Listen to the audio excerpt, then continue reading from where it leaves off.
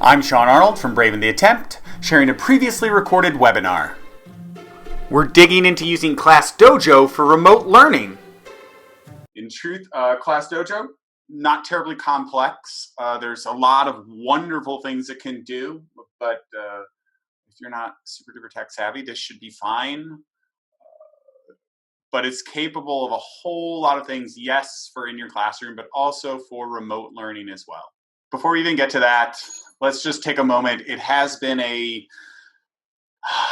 challenging time in remote learning. It's been a challenging time health-wise. I've got people in my world and life who've fallen ill, people I work with who've now passed away from COVID-19. It's a stressful time for us, for kids, for everything. We wish this is where we were. This is probably more what it feels like every day for you and for me when we're in remote learning. But just as a quick check-in, let me know where you guys are at today, mindset-wise. All right, it's Midland, some feeling challenged, some feeling great. So my name's Sean. I am a District 75 special educator STEM coach. I've been there for a while, like 15-ish years in District 75. Here is that link once again, which is probably the most important thing I will show. You have all the resources there. You can continue the learning. Yes, this is just a brief moment in time in a session. You're obviously not going to become an expert in anything. Don't even let these things fool you. I am by no means an expert in all these things. I just like to play around a lot and learn things, and I fail forward with my students and my own kids. And so that's really all that's expected, is us to be somewhere in that growth curve. And I have been genuinely encouraged by so many teachers embracing growth mindset. And I bring that up very deeply as we talk about Class Dojo, because they even have social emotional learning videos related to growth mindset. We'll delve into that in a little bit. So on that note, let's take this moment, take a deep breath, get ready, get our mindset, because one of the biggest things for us and for our students is taking those moments for connection, taking those moments, and Class Dojo is particularly good at that. Class Dojo can have those moments of zen, of mindfulness for us with our students, but hey, let's take those moments for ourselves too. So if you're not taking time and at least opening a window to get some fresh air, or try to get a little vitamin D and sunlight, take those moments for yourself too. All right. On a side note, maybe I might be doing a game night Friday night. I'll try to see if I can post that somewhere in one of the teams. And if you want to, you can pop on in, probably in the NYC Schools Tech Chat. I'll share that later on. But what is Brainpop? I asked you guys a question on your experience level with it. But it really is, yes, most of you guys know it is that behavior management piece. That's going to play a much smaller role in remote learning. Not that you still can't use it for that, but in truth, even in the classroom, that was my least favorite part of Class Dojo. In fact, I prefer things like Classcraft for that. But the parent communication pieces, the student communication, the celebration pieces, the sharing of student work and their portfolios, those were the pieces that I believe Class Dojo does particularly well. And those are the ones that are useful here in the midst of remote learning. The pieces in which they're communicating that social emotional learning piece, that's particularly useful too. Seems like we got a mixed array of responses, but a lot of you have seen it and you just want to see how to use it in your classroom remotely. So yeah, that's where this is going to be heavily focused. I am going to go do a little bit of an overview for a couple of you who've only ever heard of it, and that's fine too. But basically, it's so many things in one little place. You connect with the families, like I said, positive behavioral support systems, and shared student learning. Imagine it, if any of you have had to dive into Google Classroom recently, and if you want sessions on those are linked in the recordings and stuff too. Google Classroom is awesome and has a lot of amazing features, but it can get a little complicated. Class Dojo is great, especially for younger learners, simpler, get in, get involved, get engaged, and do a lot of the same things in a much easier way for students, all right, especially for younger students and students with disabilities, multilingual learners, because there's a whole bunch of pieces built in that automatically translate it. People have asked if you can do that in Google Classroom. Not in and of itself. It depends on your web browser. But this has that built in. It's free. Also, that data is shared with you about what the students are doing. So you're seeing all that, whether they're working live with you or asynchronously. You can share that with parents, or because the parents might be there doing it with them, they'll see it right there live. It also is about tracking their progress throughout and keeping them engaged, which is a particular challenge. You're not there with the kids. How do you keep them involved? How do you keep them wanting to come back to the class? This can help with that too. Yes, it all starts with the student building characters, and I'll walk you through it and I'll show you on the site itself. But it begins, this is a cool, important student identity piece. And yes, they're all little bitty monsters, but the kids start to recognize and identify with these and control them and upgrade them.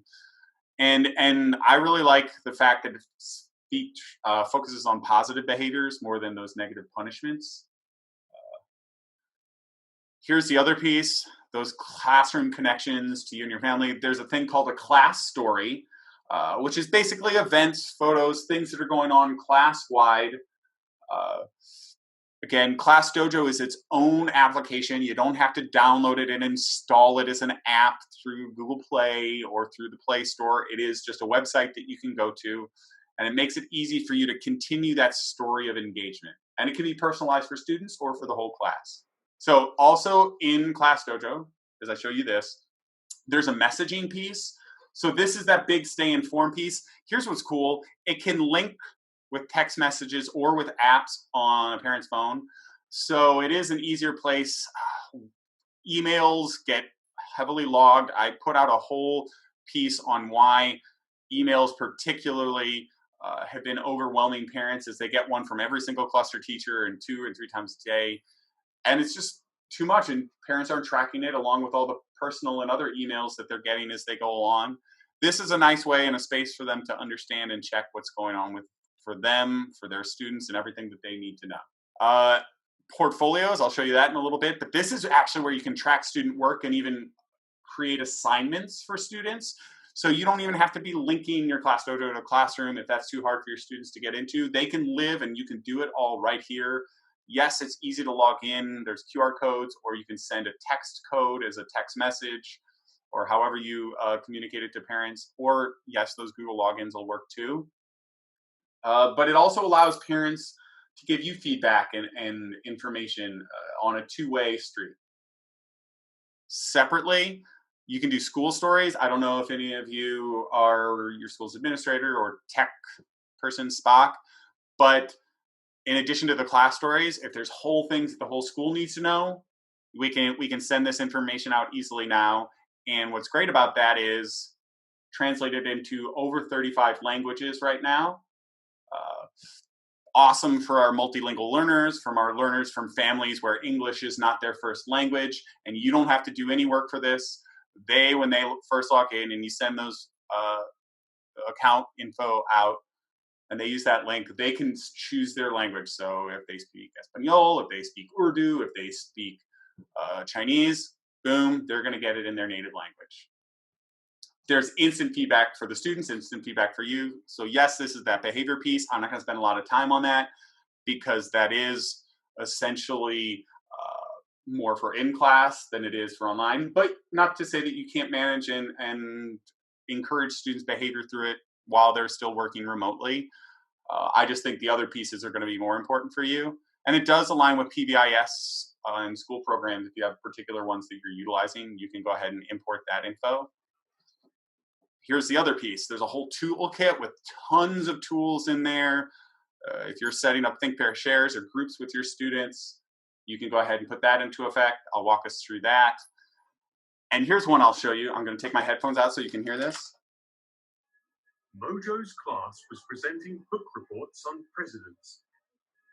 So I replied, "Dearest father, I cannot tell a lie. I did cut thy cherry tree." Thank you.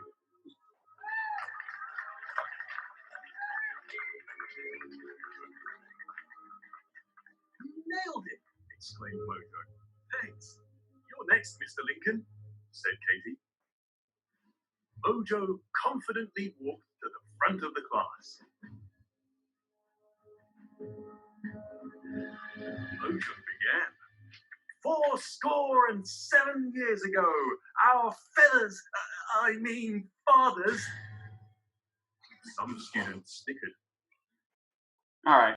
So here's the setup, and then I'm going to pop in and show you what it looks like. Boom, sign up. You can import a roster, copy and paste it from somewhere else, and you've automatically got your students. And then you can suddenly start connecting with those other pieces. I'm going to show you some cool examples of it in a bit, but I want to show you first what an example classroom might look like. Here's what it would look like from the parent's view, and then I'll show you in a moment from the teacher view. So this is what a parent might see, a stream for their whole class if they got individual messages, but some of the things that are being shared out from the classroom. Of course, these are part of a stream where they were physically in the building, so those are probably not going to be the photos you have if you haven't done it yet. But from a teacher view, so there is your teacher view. As you'll note, let me pull that window back up. You're not getting to see all of these. Let me put these in the same window and try that one more time. There it is.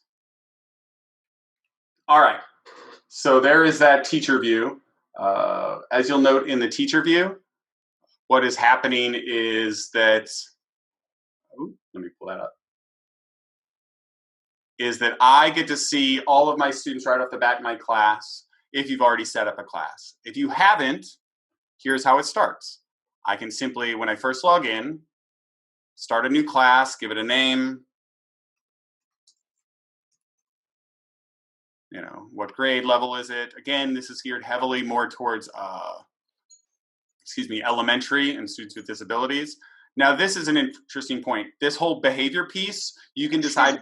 So like I was saying, this allows you to decide whether you want to share that information with parents or not. I'm going to say I don't.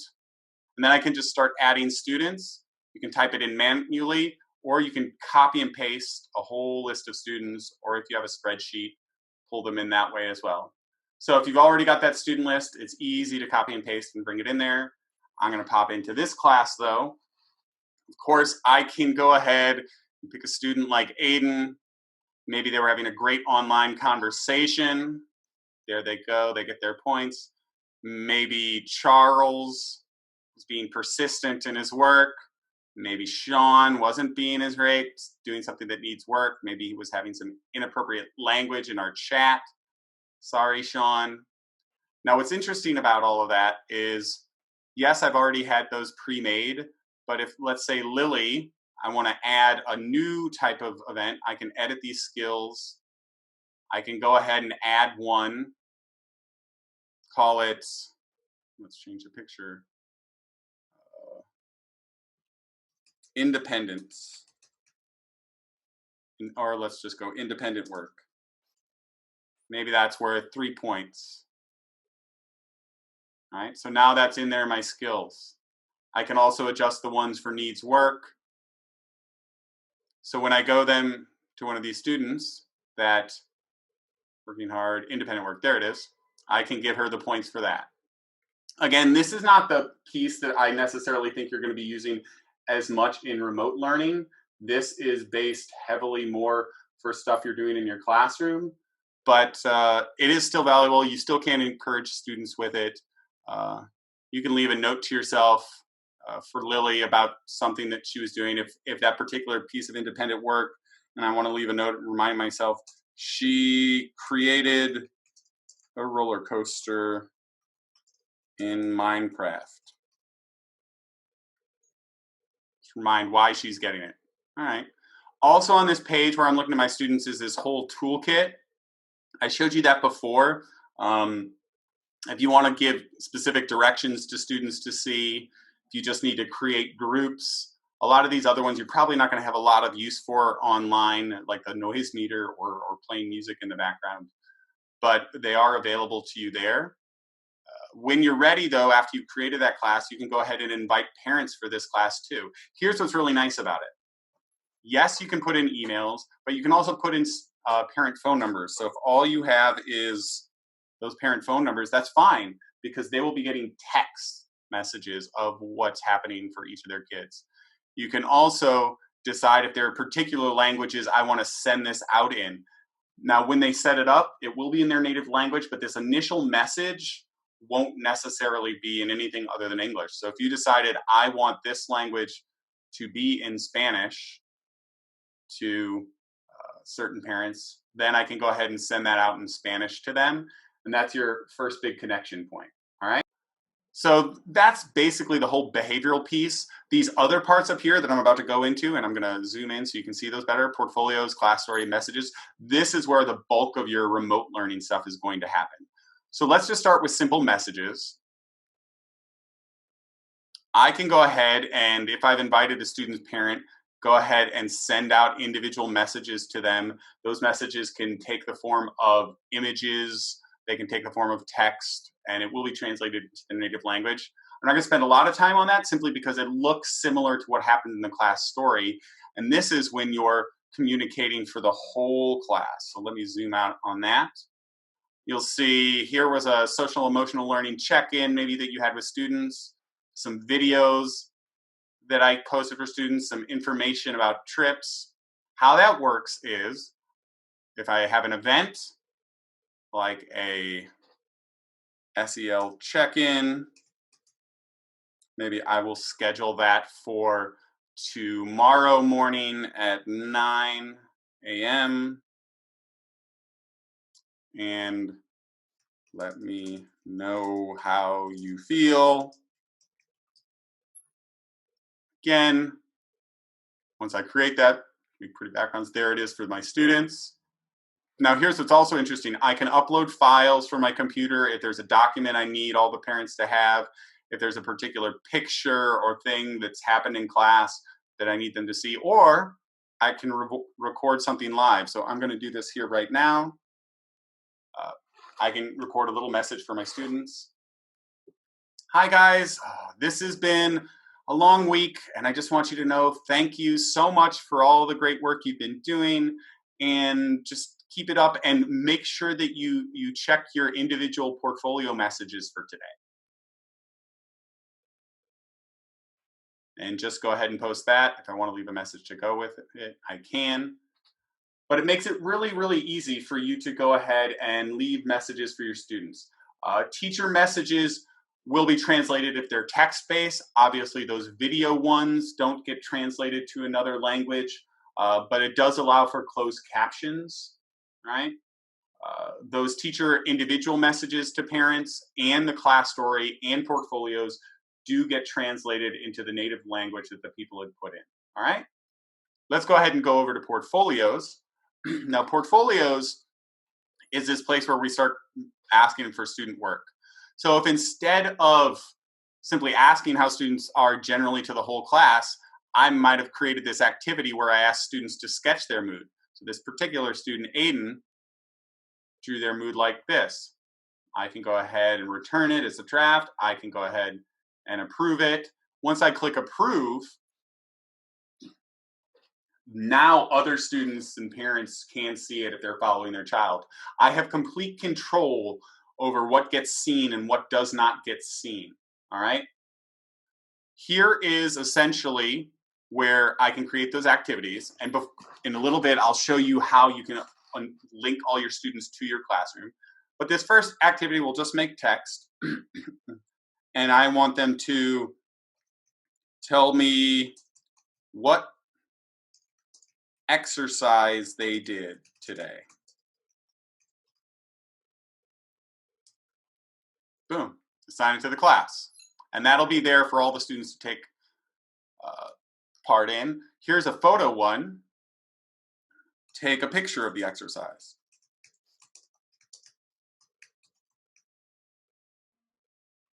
Now they have to submit a photo. Similarly, video recordings, drawings, as I showed you.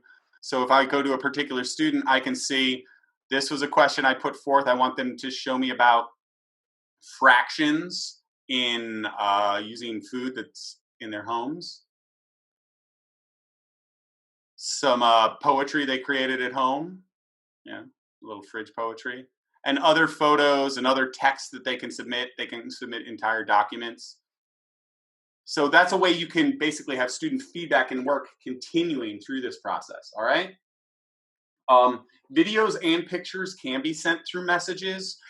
Class story is when you're sharing it to the whole class. Messages is when you're sharing it to individual parents and or students, all right?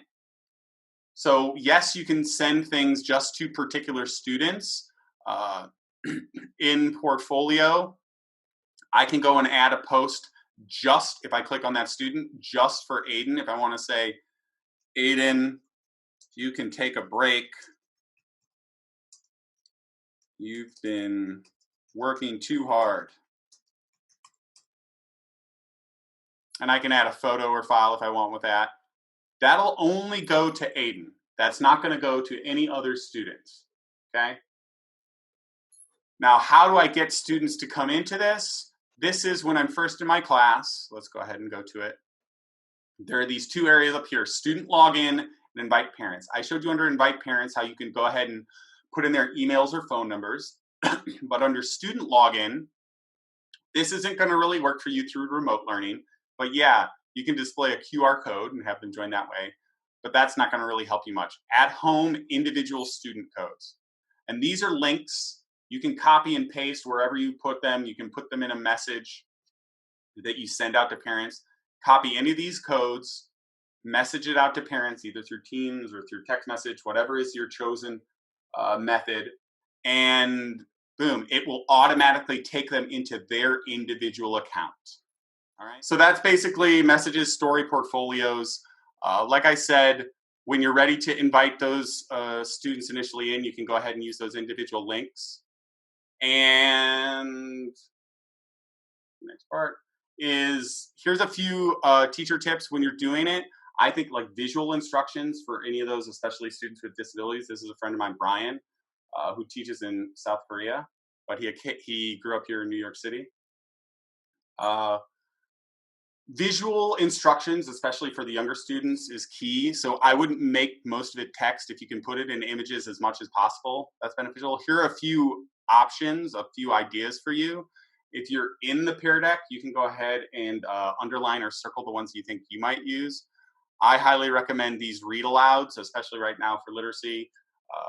Again, you can link to other sources like Myon or Raz Kids that do similar things inside of it. I do a lot of choice boards for students. It looks sort of like a bingo card. So it just gives them options of what that he can choose or utilize. And then ultimately, I just want to show you that one last link to the agenda one more time before we end. Thank you. All right. If there were no other questions, I hope this was worthwhile for you, especially for those with younger students and students with disabilities. There's a lot of great accessibility built in there for multilingual learners. And other than that, enjoy the rest of your remote learning day at home. Take care, everybody.